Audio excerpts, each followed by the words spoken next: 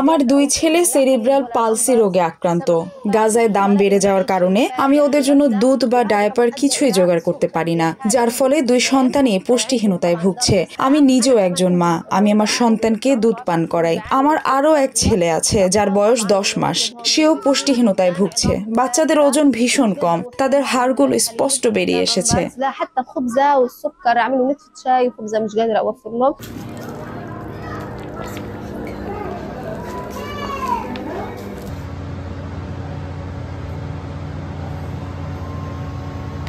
مضاعفات سوء التغذية يعني سيئة جدا। শিশুদের শরীরে পুষ্টিহীনতার প্রভাব খুবই খারাপ। এটা মনোযোগ এবং বোঝার সক্ষমতার উপর প্রভাব ফেলে। আমার স্বাভাবিক সুস্থ বাচ্চাদের জন্য আমি খুবই চিন্তিত। আমার 4টি সন্তান আছে। আমার নবজাতকটিকে নিয়েও আমি ভীষণ দুশ্চিন্তায় থাকি। এই সন্তানটি কিছুই খেতে চায় না। আমি জোর করে খাওয়াই, কারণ আমি ভয়ে থাকি যে সে পুষ্টিহীন হয়ে যাবে। আমি যেন কোনো সন্তানকে হারিয়ে না ফেলি। أو إنه أضطر إنه لما يبيد فيه يصير عنده جفاف.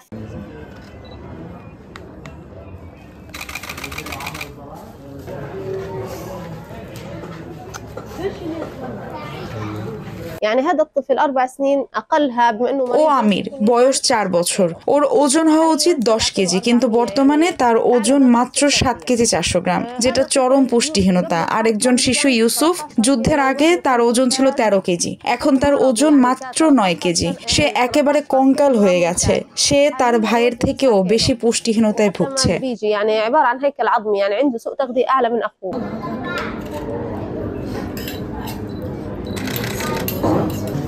أكياد غزة من أسوأ ما يكون. اسكت يا ماما. عندي 6 أطفال وأنا وزوجي 8. عندي يعني هدول الأطفال. আমার 6 সন্তান, আর আমি আর আমার স্বামী মিলে আমরা 8 জন। এই বাচ্চাগুলো নিয়ে প্রতিদিনই এক ধরনের লড়াই চলে। ওরা বারবার বলে, মা আমাদের রুটি নেই, মা আমাদের রুটি নেই, সারাক্ষণ কাঁদে। আমি বলি, বেশি নড়াচড়া করো না, এতে ক্যালোরি খরচ হবে আর তোমার ক্ষুধা লাগবে, কিন্তু তারা তো বুঝতে পারে না। ونقص شديد في الوزن.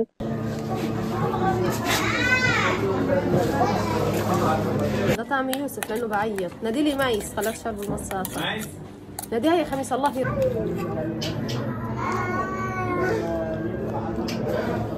يعني كان قبل الحرب. যুদ্ধের আগে আমি ওদের ফল, দই, চিকেন স্যুপ খাওয়াতাম। ফ্রিজে রেখে আলাদা আলাদা খাবারের সময় বের করে দিতাম। আমি ওদের কেক, বিস্কুট, নরম যে কোনো খাবার দিতাম যা ওরা খেতে পারে। ফলের মধ্যে তরমুজ, আম, কলা এসব কিনতাম। আমি ওদের শারীরিক অবস্থার জন্য ফিজিক্যাল রিহ্যাবিলিটেশনও দিতাম। কিন্তু যুদ্ধ সবকিছু বদলে দিয়েছে। আমাদের আর্থিক সামর্থ্য একেবারে নেই।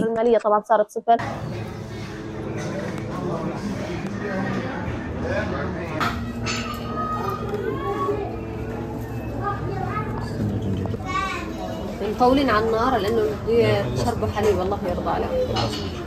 طبعا انا بعاني من قصه عدم توفر الغاز معاناه شديده. গ্যাসের অভাবে আমি ভীষণ কষ্টে আছি। এটা এক বিশাল সংগ্রাম। প্রতিদিন প্রায় 10 বার আগুন জ্বালাতে হয়। যখনই আমির, ইউসুফ বা সাইদ কাউকে কিছু খাওয়াতে হয়, তখনই আগুন ধরাতে হয়। এখন আমি পানি ফুটাচ্ছি যাতে আমিরকে দুধ খাওয়াতে পারি। بغلي ميه علشان اعمل رضعه لامير بده يشرب حليب.